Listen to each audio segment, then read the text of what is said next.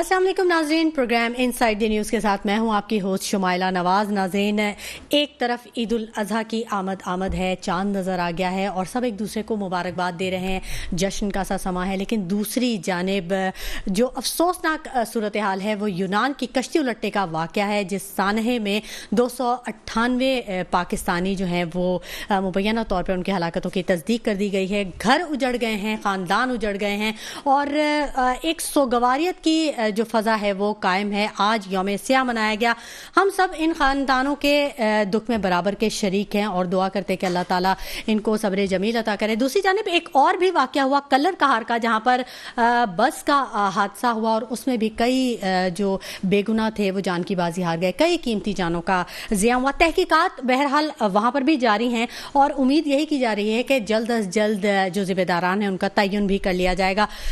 एक खबर आज की सबसे अहम कराची वालों के लिए कि आज मेयर कराची मुर्तज़ा वहाब साहब ने अपने ओहदे का हलफ उठा लिया है और क्या उनसे उम्मीदें वाबस्ता हैं कराची वालों को, क्या वो कर सकेंगे, इस बारे में भी बात करेंगे। सियासी इस्तेहकाम के लिए वक्त पर इंतखाबात कितना ज़रूरी हैं, ये भी इस पर भी हम बात का सिलसिला जो है वो अपनी जारी करेंगे। पीपल्स पार्टी नून लीग से नाला क्यों है, बजट पर क्या इनके तहफ़्फ़ुज़ात हैं, क्यों इनमें आपस में जो इख्तलाफात हैं वो आ रहे हैं, तहफ़्फ़ुज़ात क्यों हैं। दूसरी जानिब शाह महमूद कुरैशी साहब ने एक बहुत अहम बयान दिया, इस पर ज़रूर बात करेंगे कि पीडीएम टूट चुकी है, सिर्फ ऐलान होना बाकी है, यानी इख्तलाफात की खबरें कहाँ कहाँ पहुँच चुकी हैं। शाहिद खाकान अब्बासी साहब की लंदन में तलबी हुई है, नवाज शरीफ साहब ने उनको बुला लिया उनके तहफ़्फ़ुज़ात की बुनियाद पर। नून लीग और पीपल्स पार्टी के जो इख्तलाफात हैं वो क्या पहले से चल रहे हैं या फिर जो अभी बजट आया है उसके बाद इनके इख्तलाफात शुरू हैं, इस टॉपिक पर भी बात करेंगे। मुस्लिम लीग नून ने मिफ्ता इस्माइल साहब को पार्टी ओहदे से फारिग कर दिया है, ये भी एक खबर है। जबकि साग डार का ये कहना है कि सिंध के जो सैलाब मुतासरीन हैं उनका तो कोई मसला ही नहीं है, वो तो फ़ौरन हल हो जाएगा, ये तो कोई इतनी बड़ी बात ही नहीं है। इन तमाम टॉपिक्स पर हम बात करेंगे। मेरे साथ स्टूडियोज़ में मौजूद हैं फारूक डाडी साहब, तजियाकार हैं, जबकि जुल्फ़िकार अली बदर साहब जो कि पीपल्स पार्टी से जिनका ताल्लुक है, और आसिफ बाजवा साहब मुस्लिम लीग नून से इनका ताल्लुक है। ये हमें ऑन कॉल हमारे साथ मौजूद हैं। आप तीनों हज़रात का बहुत शुक्रिया। प्रोग्राम का बाकायदा आगाज़ करेंगे लेकिन वक्त हो गया एक छोटे से ब्रेक का, हमारे साथ रहिएगा। वेलकम बैक नाज़रीन, हमारे साथ स्टूडियोज़ में मौजूद हैं फ़ारूक डाडी साहब और उनसे हम गुफ्तगू के सिलसिले का आगाज़ करते हैं। बहुत शुक्रिया फ़ारूक डाडी साहब तशरीफ़ आवरी के लिए। आपसे जानना चाहेंगे कि ये जो मुल्क की जो सियासी सूरत हाल चल रही है, सियासी इस्तेहकाम के लिए क्या ज़रूरी है कि इंतखाबात अपने वक्त पर हो जाएं या अभी और डिले किया जा सकता है ताकि कुछ और चीज़ें जो हैं वो सामने आ सकें? देखिए, इलेक्शन तो आज से 6 माह पहले ही हो जाने चाहिए थे, बल्कि जितना जल्द से जल्द इलेक्शन हो जाए ये बेहतर है, क्योंकि जब तक इलेक्शन नहीं होंगे आपके यहाँ सियासी इस्तेहकाम नहीं आएगा और सियासी इस्तेहकाम जब तक नहीं आएगा तब तक आपके यहाँ माशी इस्तेहकाम नहीं आएगा। तो आपके यहाँ मईशत को इस्तेहकाम देने के लिए इलेक्शन बहुत ज़रूरी है और वो भी ट्रांसपेरेंट गैर जानिबदाराना इलेक्शन हो। अभी तो बहुत बड़ा सवाल या निशान है, जो इलेक्शन कमीशन है वही बायस है, वो एक जानेदार है। तो ऐसे इलेक्शन कमीशन की मौजूदगी में इलेक्शन कराना भी एक बहुत बड़ा सवाल या निशान होगा, जो खुल्लम खुल्ला पीडीएम को और नवाज शरीफ को इनको सपोर्ट करते हैं। तो इस तरह गैर जानिबदाराना रोल नहीं है, एक जानिबदाराना रोल है। अब बात ये कि हमारी माशी सूरत हाल इतनी अबतर हो गई है कि ये हमने बजट तो पेश कर दिया, पैसे कहाँ हैं? आईएमएफ ने आपका ये जो बजट है टोटली रिजेक्ट कर दिया है और 30 जून तक आपने ये मुआहिदा करना है आईएमएफ के साथ। और गवर्नमेंट कहती है उनके पास बी प्लान है। वो बी प्लान क्या है? वो बी प्लान ये है कि वो समझते हैं कि हमें $4 अरब हम सऊदी अरब और यूएई से हमें मिल जाएंगे और हम जो है इस बी प्लान के तहत हम इस क्राइसिस से निकल जाएंगे। आपको $25 अरब दिसंबर तक पे करने हैं आईएमएफ को और वर्ल्ड बैंक को। आपके पास तो वो पैसे भी नहीं बचे जो कि यूएई, सऊदी अरब और चाइना ने $6 अरब आपको सिर्फ آپ کے اکاؤنٹ میں رکھنے کے لیے دیے تھے کہ تاکہ آپ کے ذخائر جو ہے زر مبادلہ کی وہ ایک مستحکم رہیں. ٹھیک ہے, آپ نے اس میں سے بھی پیسے خرچ کر لیں. آپ کو مشکل سے آپ کا $2.5 ارب بھی مشکل سے آپ کے پاس ہو. تو یہ اس طرح نہیں ہے. اس کی ہمیں ضرورت ہے سب سے پہلے سیاسی استحکام کی. اس کے لیے فوری طور پہ الیکشن غیر جانبدارانہ ٹرانسپیرنٹ الیکشن کروائے جائیں. بالکل ہونے چاہیے. آپ نے کہا کہ وہ سارے پیسے تو خرچ کر دیے, لیکن فاروق صاحب آپ یہ بھی دیکھیں کہ پیسے خرچ ہونے کے بعد اس کا آؤٹ پٹ کیا نکلا ہے, کیا کارکردگی ہوئی ہے. اگر پیسے خرچ کیے بھی ہیں, اگر اس کا کچھ آؤٹ پٹ نکلتا, مہنگائی سے ویسے ہی عوام پس رہی ہے, بے روزگاری بڑھ گئی ہے, اور جو مطلب ہر دن ایک نیا چیلنج سامنے آ جاتا ہے. دیکھیں میں آپ کو بتاؤں, ہمارے ملک کی اکانومی میں جو ریڑھ کی ہڈی ہے نا, وہ federal board of revenue FBR, اس کے محصولات, کیونکہ آپ کے نیشنل بجٹ میں, قومی بجٹ میں FBR کی کنٹریبیوشن 60% ہوتی ہے. ٹھیک ہے, اور اسی ادارے میں سب سے زیادہ کرپشن اور لیکیج آف ریونیو ہے فیڈرل بورڈ آف ریونیو میں. آپ نے دیکھا کہ پاکستان جب سے بنا ہے, پاکستان کی تاریخ میں پہلی مرتبہ یہ 2021 اور 22 میں ہدف رکھا گیا تھا 6100 ارب روپے کے محصولات کا, جو سب نے کہا کہ ناممکن ہے, یہ ممکن ہی نہیں ہے کہ اچیو کر سکے. لیکن پہلی بار پاکستان کی تاریخ میں اپنے ہدف سے بھی 240 ارب روپے زیادہ حاصل کیے. ٹھیک ہے, اور میں کہتا ہوں کہ اگر اس سسٹم کو صحیح طریقے سے نافذ کیا جائے تو آپ ڈبل اس کے کر سکتے. وجہ یہ کہ جتنے ٹیکس کلیکٹرز ہیں وہ اس نظام کی خرابی کی وجہ سے حکومت کے خزانے میں اتنا پیسہ جمع نہیں کراتے جتنا وہ اپنے گھروں کو لے کے جاتے ہیں. تو سوال یہ پیدا ہوتا ہے کہ آج آپ کی لیکیج آف ریونیو دیکھیں کہ ایران سے 18 روپے لیٹر پیٹرول ملتا ہے, بلوچستان میں 200 روپے لیٹر بکتا ہے. یہ ملینز آف لیٹرز روزانہ کی بنیاد پہ اسمگل ہو کے آتا ہے, جس میں حکومت پاکستان کو کچھ نہیں ملتا. تو یہ ساری, اور پھر آپ کا افغان ٹرانزٹ ٹریڈ ہے, وہاں پہ کتنی بڑی لیکیج آف ریونیو ہے. تو یہ لیکیج آف ریونیو جو ہے, اس نے آپ کی معیشت کا بیڑا غرق کر کے رکھا ہوا ہے. اگر آپ اس کو 30% بھی کنٹرول کر لیں, آپ کو نہ IMF میں جانے کی ضرورت ہے, نہ ورلڈ بینک میں جانے کی ضرورت ہے. لیکن بس کیا کہا جائے کہ ہمارے ان جو ایریاز ہیں, آپ دیکھیں کہ افغانستان سے منشیات یہاں آتی ہے, اسلحہ یہاں آتا ہے, اور دہشت گرد یہاں آتے ہیں, ہمارے لوگوں پہ حملہ کرتے ہیں. تو یہ جن کی ذمہ داری وہ اس پہ توجہ دے, اس کو روکے, اور یہ جتنی اسمگلنگ ہے اس کو روکے, اور حکومت کو مضبوط کرے, اور حکومت کے خزانے میں پیسہ جانا چاہیے. آج ہم دیکھیں, خان صاحب کی حکومت جب گئی 18 ارب ڈالر خزانے میں چھوڑ کے گئے ہیں. ہونا تو یہ چاہیے تھا کہ آج آپ کہتے کہ اب الحمدللہ 40 سے 45 ارب ڈالر ہمارے خزانے میں موجود ہے, لیکن آج ہمارے پاس خزانے میں 2.5 ارب ڈالر بھی موجود نہیں ہے. اور اب جو آگے مہنگائی آئے گی, وہ لوگوں کی چیخیں تو ابھی نکلی, پتہ نہیں اللہ نہ کرے کیا ہوگا, کیونکہ IMF نے جو شرائط رکھی, اور اب IMF آپ کو ٹرمز ڈکٹیٹ کرے گا کہ کس طرح ہونا ہے. یہ تو آپ نے فارملٹی پوری کی اس بجٹ کی. بالکل عجب کرپشن کی غضب کہانی ہے ناظرین, اور لیکیج آف ریونیو نے معیشت کو تباہ کر دیا ہے. ہمارے ساتھ آصف باجوہ صاحب موجود ہیں, مسلم لیگ نون سے آن کال ہیں. بہت شکریہ آصف باجوہ صاحب. بتائیے گا, آپ اتفاق کریں گے فاروق ڈاڈی صاحب کی باتوں سے؟ دیکھیے, انہوں نے جس حد تک وہ فیکٹس بیان کیے کہ اتنے لونز ہیں, اتنے ایڈوانسز ہیں, اور اتنے اربوں روپے فلاں کے, اتنے اربوں فراہم آدمی, ان کی یہ باتیں تو درست ہیں, ماننے کو تیار ہیں. لیکن جو بات آپ یہ فرما رہے تھے نا کہ اب آئندہ مہنگائی مزید ہوگی, اور میں یہ سمجھتا ہوں کہ پاکستان کے جو ہمارے وزیر خزانہ ہیں, انہوں نے جو بجٹ تیار کیا ہے اس میں تمام شرائط جو ہیں IMF کی یا ورلڈ بینک کی یا دیگر مالیاتی اداروں کی جو کنڈیشن تھی وہ مانی گئی ہیں, اور اب فردر کوئی گنجائش نہیں رہ گئی. کوئی ایسی چیز یا کوئی ایسا سبجیکٹ نہیں ہے جس کے اوپر یہ نیا کوئی ٹیکس لگا سکیں یا اس کی کوئی ریشو انکریز کر سکیں. اب تو میں یہ سمجھتا ہوں کہ جس قدر بجٹ پیش کیا گیا ہے, اس سے پہلے, بجٹ آنے سے پہلے بھی پرائم منسٹر آف پاکستان میاں شہباز شریف صاحب کئی دفعہ یہ کہہ چکے ہیں کہ ہم نے سیاست نہیں بچائی, ٹھیک ہے ہم نے اپنی سیاست قربان کی ہے, ہم نے ریاست کو بچایا ہے.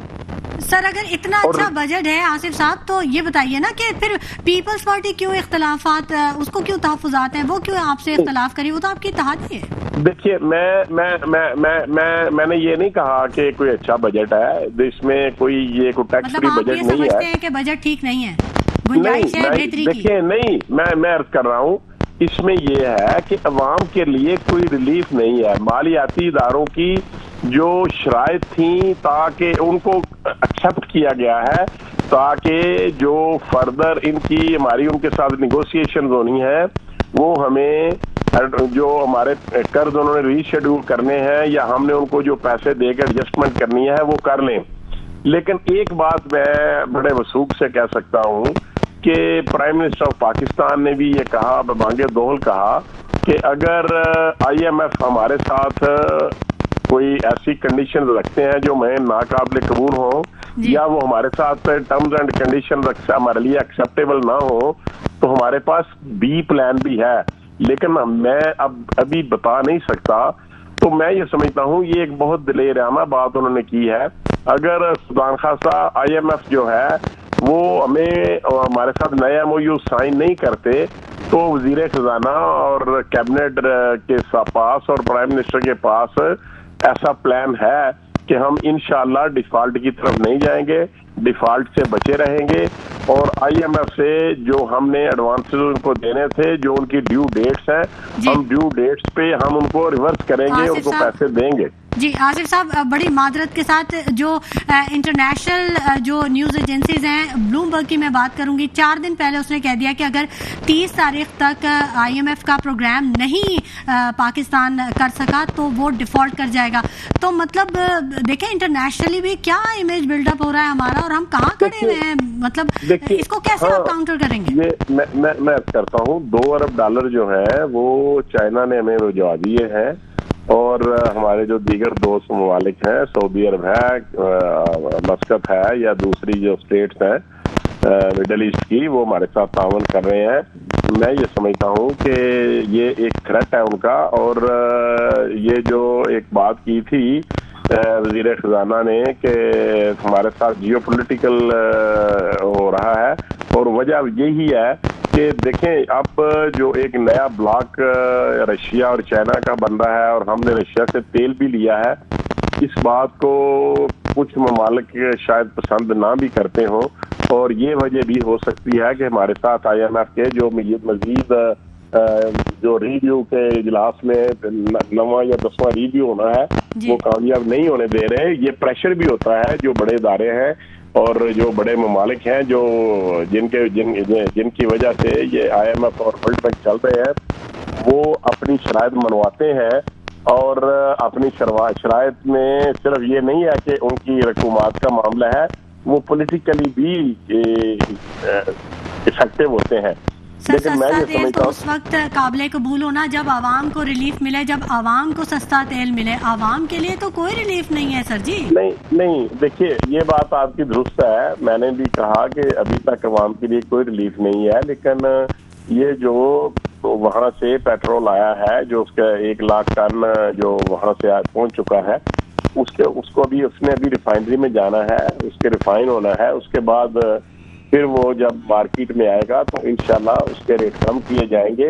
اور ایک اور بات ہے کہ انٹرنیشنل لیول پہ جو پرائسز ہیں پیٹرول کی وہ بڑی ہیں, پچھلے چند ہفتوں سے پیٹرول کی پرائسز بڑی ہیں, لیکن گورنمنٹ آف پاکستان نے ابھی تک 2 دفعہ پچھلے 2 فورٹنائٹلی انہوں نے ریٹس کم کیے ہیں, لیکن اس کو انہوں نے اس کو سٹیبل کیا ہے اور ریٹ کو نہ بڑھایا ہے نہ کم کیا ہے. لیکن میں یہ سمجھتا ہوں کہ ڈیفینیٹلی جو سستا تیل آیا ہے اس کے بینیفٹس جو ہے وہ بہت جلد عوام تک پہنچیں گے. اگر عوام تک نہیں پہنچیں گے تو پہلے ہی میاں شہباز شریف صاحب نے یہ کہا کہ ہم نے سخت فیصلے کیے ہیں اور ہم نے سیاست نہیں بچائی, ہم نے ریاست بچائی ہے, اور اسی وجہ سے ہم ڈیفالٹ کی طرف. اور میں آپ کو یقین دلاتا ہوں کہ انشاءاللہ اگر نہ بھی نہ ہو سکا اگر نہ بھی نہ ہو سکا تو پھر بھی ہم ڈیفالٹ کی طرف نہیں جائیں گے انشاءاللہ۔ اچھا آصف باجوہ صاحب، آپ سے فاروق ڈاڈی صاحب کچھ بات کرنا چاہ رہے ہیں، ان کی بات ضرور سنیے گا، وہ آپ کو کچھ جواب دینا چاہ رہے ہیں تو پھر آپ بات کیجیے۔ السلام علیکم باجوہ صاحب،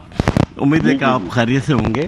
دیکھیں، آپ نے جس طرح کہا کہ آپ لوگوں نے حکومت نے IMF کی شرائط کو قبول کیا ہے، بالکل میں اس چیز سے ایگری کرتا ہوں کہ IMF کی جو بنیادی شرط تھی وہ یہ تھی کہ آپ اس سال کا جو اہداف رکھیں گے FBR کا، وہ رکھیں گے 9,200 ارب روپے، جو حکومت نے ایکسیپٹ کیا کہ ٹھیک ہے ہم آپ کو یہ اہداف پورا کر کے دیں گے، جس پہ FBR کی ریزرویشن تھی۔ FBR نے کہا کہ یہ بہت زیادہ ہم سے نہیں ہو پائے گا، ہم کوشش کریں گے 8,600 ارب روپے کے محصولات کو حاصل کرنے کی کوشش کریں گے، یہ نہیں کہا کہ ہم یہ اچیو کریں گے۔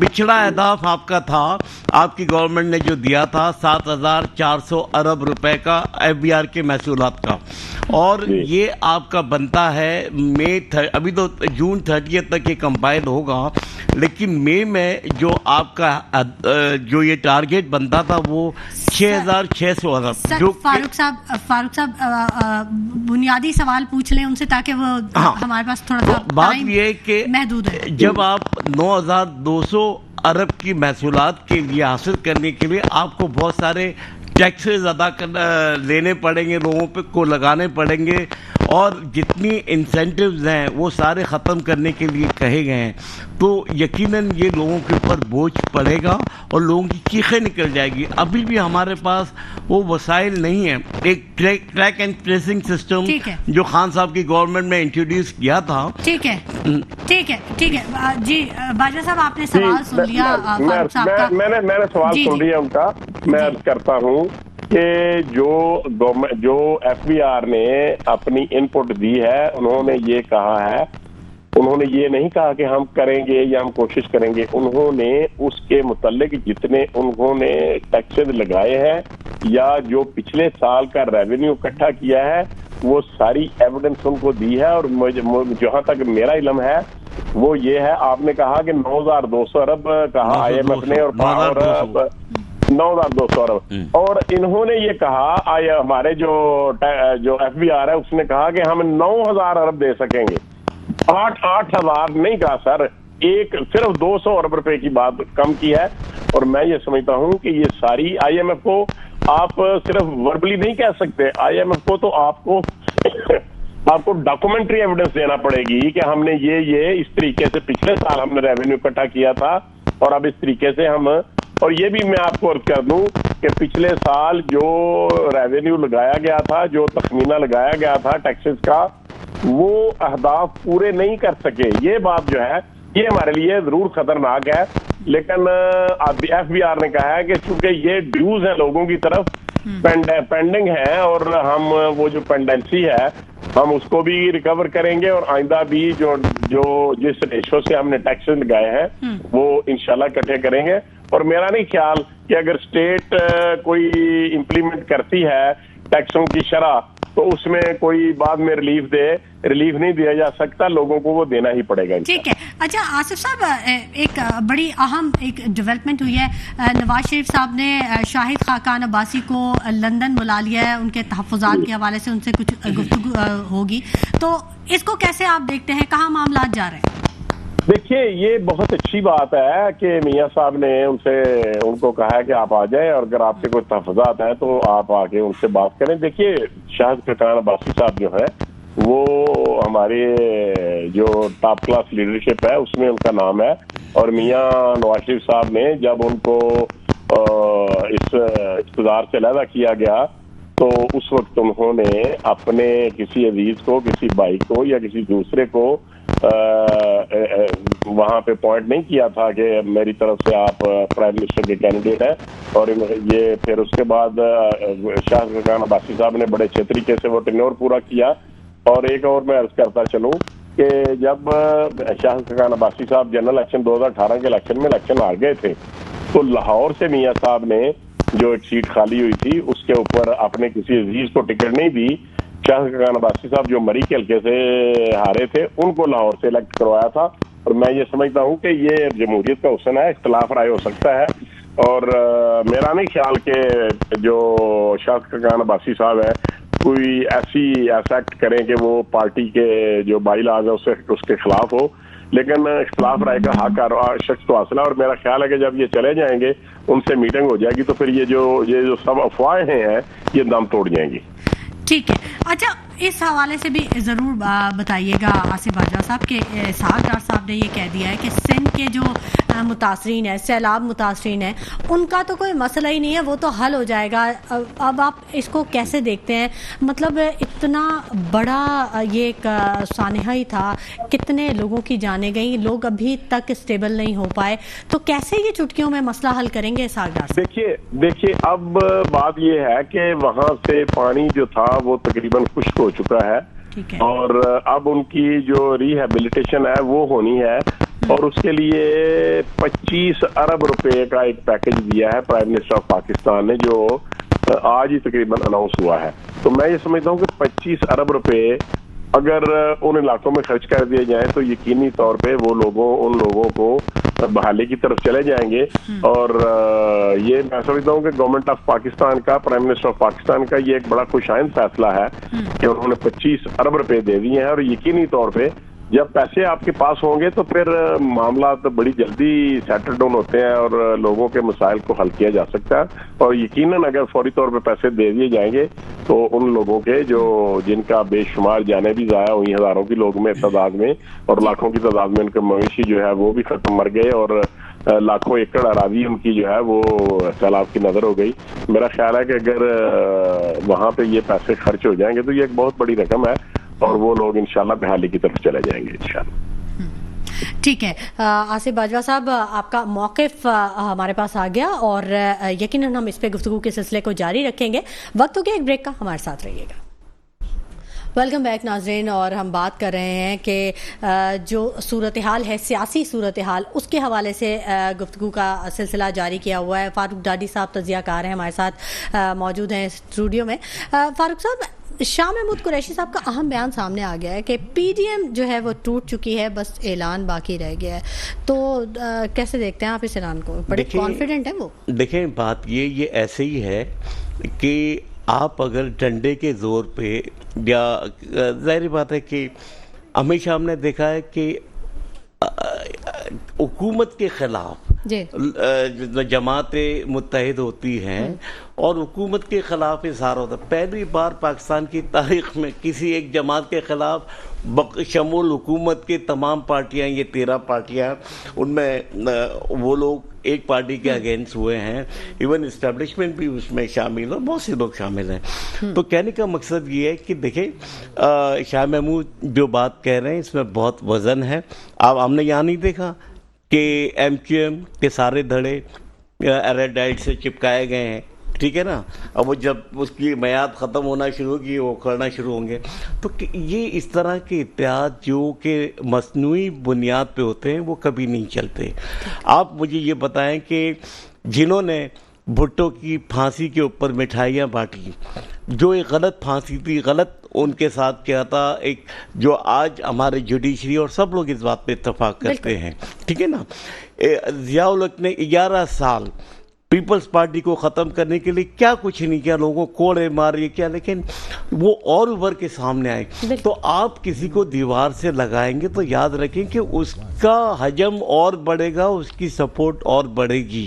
یہ اس طرح نہیں ہے کہ آپ کسی کو چاہے اپنی منشا کے مطابق. اب لوگوں میں اویئرنیس بہت آ گئی ہے، اور ہمیں اس وقت اس جیو پولیٹیکلی اس علاقے کی جو ڈائنامکس ہے اس کو دیکھنا ہے یا ہو کیا رہا ہے. سب سے بڑی جو ایک ریولیوشنری اور میں سمجھتا ہوں صدی کا یہ بہت بڑا ایک ٹرن اراؤنڈ ہوا ہے کہ ایران اور سعودی عرب کی جو دوستی ہوئی ہے، اس سے علاقے میں بہت استحکام ہوگا، اور یہ ہمارے لیے معاشی ترقی کا باعث بھی بنے گا پورے علاقے کے لیے، جس میں انڈیا بھی شامل ہے، چائنا ہے، پاکستان ہے، جتنے بھی ممالک ہیں. تو ہمیں اس طرح کے علاقائی اتحاد میں جانا ہوگا.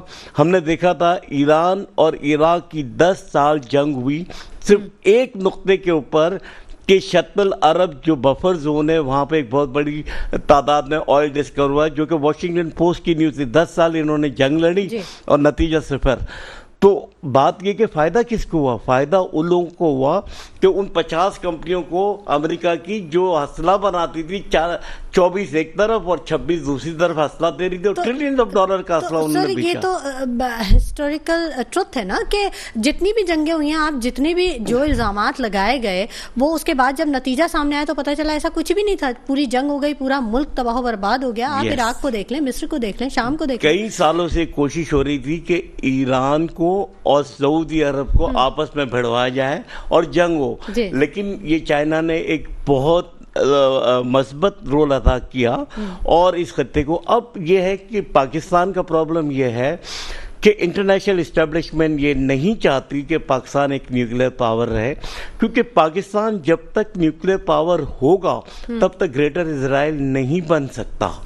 तो यही वजह है कि ये जो बी प्लान की बात करते हैं ना, कि हमारे माशी तौर पे कि हमें सऊदी अरब से, और ये तो नहीं कहेंगे, लेकिन मैं अपने मुबैना तौर पे या अपने तजज़िये से या अपने तजुर्बे से कह सकता हूँ कि ये डिपेंड करते हैं कि इनको $4 अरब सऊदिया से और यूएई से मिल जाएंगे और चाइना को दे, क्योंकि ये वो ममालिक है जो कभी नहीं चाहेंगे कि पाकिस्तान डिफॉल्ट हो और पाकिस्तान अपना न्यूक्लियर स्टेटस खोए। सर, उनके भी तो मफादात है ना। बिल्कुल उनके मफादात हैं, इंटरनेशनली तो मफादात ही होते हैं ना, बिल्कुल उनके मफादात हैं। तो नहीं होंगी। अगर आज पाकिस्तान न्यूक्लियर, उनको पता है कि अगर हमने किसी भी अरब मुल्क के ऊपर हमला किया, कोई ऐसा क्या उस पर कब्जा किया, तो इनको सबसे बड़ा खतरा पाकिस्तान से है।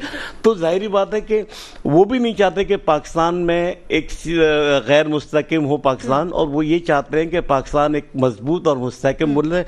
यही चीज़ यूएई और शामा बिन सलमान जो कह रहे हैं, वो यही कह रहे हैं कि पहले भाई खुदा के वास्ते अपने यहाँ सियासी इस्तेहकाम करो, वहाँ इलेक्शन कराओ और जो है।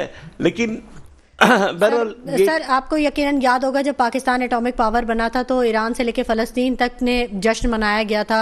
पाकिस्तान में जश्न का समा था, पूरी दुनिया के जितने मुस्लिम ममालिक थे सब ने बड़ा जश्न मनाया था और यही कहा था कि मतलब एक मुस्लिम दुनिया का पहला एटॉमिक। देखिए, जनरल हमीद गुल की बात ऑन रिकॉर्ड है, उन्होंने कहा कि आज हम पे $70 अरब का कर्जा है। ये चाहेंगे कि ये कर्जा जो है ये 100 अरब तक जाए और चीज़ें इस नहज पे आ जाए कि फिर हमसे बार्गेन करें कि भाई इसको गिव अप करो। तो आज हम उस पोजीशन पे आ गए हैं और मुबैना तौर पे ये बातें की जा रही है कि हमारे न्यूक्लियर प्रोग्राम की जो है, अल्लाह ना करे ऐसा कुछ हो, लेकिन यह है कि यही आपका डेटरेंस है। आपकी आज माशाल्लाह 8 लाख की फौज, अगर आपकी आज 4 लाख की भी फौज हो, 3 लाख की भी फौज हो, और आपका वे डेटरेंस आपकी तरफ को मैली आंख उठा के देख ही नहीं सकता। और अल्हम्दुलिल्लाह हमारी फौज एक प्रोफेशनल फौज है जो ना तो बैरक की है और पिछले 40 साल से वो हालात जंग में है और उनको हर जगह तजर्बा प्रूव किया है ना।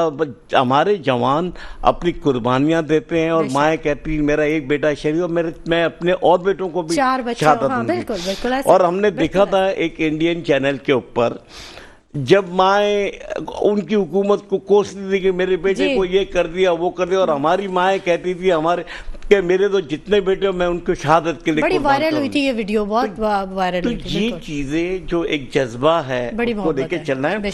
और ठीक है, हर जगह आपको कुछ बैड एलिमेंट्स मिलेंगे, लेकिन हमने तो एक मैक्रो लेवल पे देखना है कि क्या है। हमारा मुल्क, हमारे लोग बहुत अच्छे हैं, और सिर्फ बात यह है कि हम एक मुल्क तो बन गया लेकिन एक कौम नहीं बन सके। तो इसके लिए ज़रूरी है कि हमारे मुल्क में जितने ज़्यादा सूबे हो, आज आप देखें कि टर्की में 82 या 84 सूबे हैं। अफगानिस्तान एक छोटा सा मुल्क है, वहाँ 8 सूबे हैं।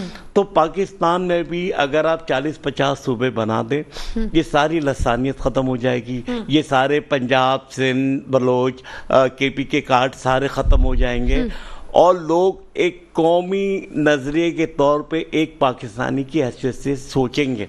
हमारे लिए सारे सब काबिल मोहतरम है, चाहे वो पंजाब हो, चाहे केपी के हो, चाहे सिंध हो, जो भी हो, हम सब एक हैं, हम सब पाकिस्तानी हैं और हम सबको पाकिस्तान का दर्द है। बिल्कुल।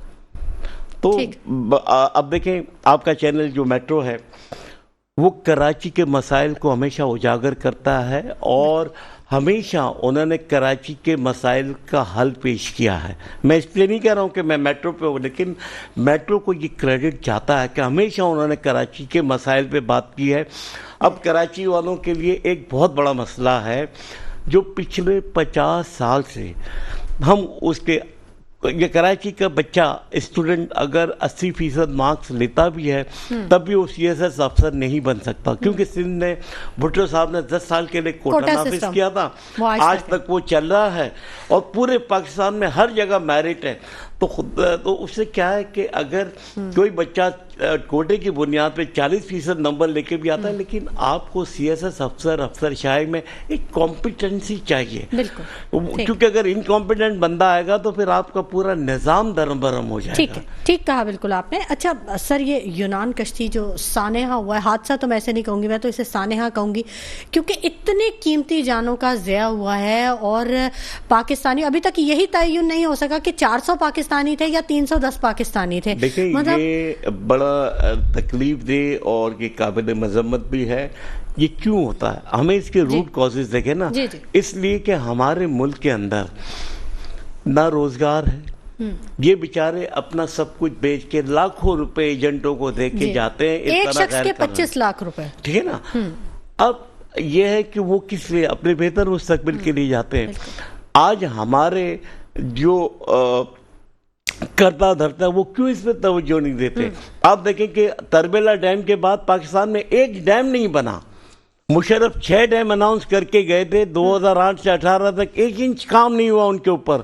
تو جبکہ بعد میں جو حکومت آئی خان صاحب کی، انہوں نے کہا 6 ڈیم، یہ 4 یہ 10 میگا ڈیم پہ رات دن کام شروع ہوا اور 2023 سے 2029 تک ان تمام ڈیموں نے پروڈکشن شروع کر دینی تھی اور آپ کو بجلی 2 روپے 30 پیسے کے آس پاس کاسٹ آتی اس ہائیڈرو سے.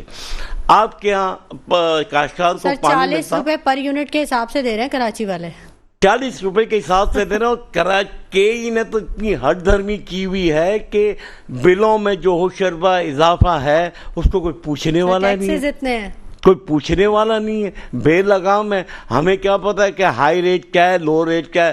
جتنا سلیب بڑھتا جائے گا اتنے ریٹ ہو. یہ دنیا میں کبھی ہوتا ہے ایسا؟ یہ مقصد کیونکہ ہمارے یہاں رول آف لا نہیں ہے تو ان کو کوئی پوچھنے والا نہیں ہے. اگر کوئی سرکاری افسر، کوئی کمشنر یا انکم ٹیکس کمشنر یا کوئی بھی اگر غلط فیصلہ آپ کے خلاف دے دے، آپ اپیل میں جائیں گے پھر بھی آپ کے خلاف سر میئر کراچی نے حلف اٹھا لیا ہے. مرتضی صاحب آپ سب کچھ کریں گے اس پہ؟ کوئی ہے آپ کو؟ دیکھیں مرتضی وہاب ایک اچھا بچہ کراچی ہائٹ ہے اور اس کا ایک اپنا بیک گراؤنڈ ہے. ان کی والدہ محترمہ فوزیہ وہاب، اللہ تعالیٰ غریق کے رحمت کرے، ایک بڑی اچھی خاتون تھی اور میری کلاس فیلو بھی تھی اور میں انہیں اس فیملی کو بڑی اچھی طرح جانتا ہوں. مرتضی وہاب جو ہے میرے ہاتھوں کا سمجھو کھیلا ہوا بچہ ہے اور اس بچے نے وہ تمام دکھ اور وہ تکلیفیں دیکھی ہیں اپنی 9 عمری میں. 9 سال کا جب وہ تھا تب ان کے والد وہاب صدیقی کا انتقال ہو گیا، اچانک ہارٹ فیل ہو گیا تھا. تو اور ماں جو تھی فوزیہ وہاب وہ ایک گھریلو خاتون تھی، ایک ہاؤس وائف تھی. 4 بچے تھے اس کو پالنا. تو بہرحال اس عورت نے بڑی ہمت دکھائی، وہ نکلی اور اس نے اپنے بچوں کو بھی پالا، اس ملک کی بھی خدمت کی، اس شہر کی بھی خدمت کی. اور مرتضی وہاب ظاہری بات ہے جو کراچی کا بچہ ہے اس کو کراچی کی ڈائنامکس، کراچی کے مسائل کا پتہ ہے اور میں سمجھتا ہوں کہ بہت اچھا ڈیلیور کرے گا. قطع نظر اس کے کہ الیکشن میں کیا ہوا کیا نہیں ہوا، کس کے ساتھ زیادتی ہوئی، میں اس پہ نہیں جاؤں گا. لیکن یہ کہ حافظ نعیم بھی جو ان کے سامنے تھے ان کی بھی ایک کراچی کے اندر بہت اچھی کنٹریبیوشن ہے اور جماعت اسلامی کی بھی کراچی کے اندر بہت بڑی کنٹریبیوشن ہے. اور جماعت اسلامی کو جو نقصان سب سے زیادہ پہنچا ہے، اسٹوڈنٹ یونین جو بند کی، جو ان کی نرسری تھی جہاں سے ان کو ممبرز ملتے تھے تو وہاں سے ان کو نقصان ہو. بہرحال جو کچھ بھی ہم چاہیں گے کہ کراچی کو سب سے پہلے تو K4 کا منصوبہ مکمل کرے جو کہ 2008 میں یہ 26 ارب روپے کا یہ پروجیکٹ تھا، آج 160 ارب کا ہو گیا ہے اور کراچی کے لوگ پانی سے محروم ہیں. تو ٹاپ پرائرٹی کی بنیاد پہ اس مسئلے کو حل کیا جائے اور ہمیں امید ہے کہ مرتضیٰ وہاب ان چیزوں پہ توجہ دیں گے. وہ ایک قانون دان بھی ہے، بیرسٹر ہے، تو بہرحال ہمیں ان سے اچھی امیدیں ہیں کہ وہ کریں. ٹھیک ہے، لیکن اس سے پہلے جو میئر تھے وہ بھی یہ کہتے تھے، مطلب وہ بھی بڑے پڑھے لکھے تھے، سب کچھ تھا، لیکن مختلف جو جیسے دوسری پارٹیوں کے جو آئے ہیں تو وہ ان کو اختیارات کا بڑا مسئلہ ہو جاتا تھا کہ جی وہ ہمارے ہاتھ پاؤں بندھے ہوئے ہیں، ہماری کرسی پہ کانٹے اگے ہوئے ہیں. وسیم اختر ہمیشہ یہ کہتے ہیں میرے پاس اختیارات. اگر پیپلز پارٹی کے علاوہ اگر جماعت اسلامی کے بھی حافظ نعیم آ جاتے تو یہی ہونا تھا کہ نہ سندھ گورنمنٹ انہیں کوئی اختیارات دیتی، نہ فنڈ ریلیز کرتی. اختیارات ہوتے تو ہوتے لیکن پیسہ جب تک نہیں. مطلب آپ سمجھتے ہیں کہ مرتضیٰ وہاب جو ہوں گے وہ ایک با اختیار میئر ہوں گے؟ ایک با اختیار میئر ہوں گے اس لیے کہ سندھ گورنمنٹ ان کی ہے، اور اگر اس کے باوجود وہ ڈیلیور نہ کر سکے تو پھر یہ ایک بہت بڑا المیہ ہوگا. لیکن مجھے کراچی والوں کے لیے کراچی والوں کے لیے تو المیہ یہ کہ پورے ملک کا جو 67% ریونیو تو کراچی کنٹریبیوٹ کرتا ہے. پورے سندھ میں 90% کراچی سے ریونیو جاتا ہے، اور کراچی میں جو خرچ ہوتا ہے وہ آٹے میں نمک کے برابر بھی نہیں ہوتا. آپ دیکھیں کہ پروین رحمان محرومہ وہ کہتے کہتے مر گئی، اس کو مار دیا گیا مافیا نے. اس نے کہا کہ کراچی کے جتنے بھی نکاح سے آپ کے علاقے جہاں سے پانی نکلنا ہے وہ تمام جگہیں غیر قانونی طور پہ الاٹ کر دی گئی ہے، اور یہ شہر میں اگر بارش ہوئی تو ڈوب جائے گا. پانی کہاں سے نکلے گا؟ آج ہم دیکھ ایک مسئلہ ٹاور گرانے سے مسئلہ حل نہیں ہوگا. وہ بھی آدھا ایک نالے پہ بنا ہوتا، آدھا تو نقصان کس کو ہوا؟ ان مکینوں کو ہوا. اصولی طور پہ تو پکڑنا چاہیے تھا ان بلڈنگ کنٹرول اتھارٹی کے لوگوں کو جنہوں نے یہ سینکشن کیا. وہ سندھ گورنمنٹ کو اس کا ذمہ دار ہونا چاہیے تھا. ان مکینوں کا کیا قصور؟ ابھی بھی آپ دیکھیے گا، اللہ نہ کرے ابھی اللہ تعالیٰ نے ہمیں ایک سانے سے بچایا جو کہ طوفان مڑ گیا. اگر ایسی کوئی نوبت آتی تو کراچی کے لوگوں کو کتنا نقصان. پانی کی جو نکاسی ہے وہ تمام چیزیں وہ آپ لوگوں نے وہ کر دیا، اور جب اس خاتون نے آواز اٹھائی اسے مار دیا گیا. بالکل، یہ ہم نے گجرات میں دیکھا کہ کیا نقصان ہوا اس طوفان کا اور کتنا لوگوں نے سفر کیا، کتنے لوگوں کی ڈیتھ ہوئی. بہت شکریہ فاروق ڈاری صاحب آپ کے تشریف آوری کے لیے. ہمارے ساتھ موجود تھے ذوالفقار علی بدر صاحب پیپلز پارٹی سے، جن کا تعلق آصف باجوہ صاحب نے ہمیں جوائن کیا تھا مسلم لیگ نون سے. وہ ہمارے ساتھ آن کال رہے اور اپنے تجزیے سے آگاہ کرتے رہے. آپ تینوں حضرات کا بہت شکریہ. ناظرین، بجٹ میں عوام کے لیے کوئی ریلیف نہیں ملا. کب تک ہم ڈونیشنز پہ انحصار کریں گے؟ یہ خود انحصاری اور جو ہماری خودداری ہے کب ہم میں پیدا ہوگی؟ سوچئے گا ضرور. اسی کے ساتھ شمائلہ نواز کو اجازت دیجیے. اپنا بہت خیال رکھیے گا.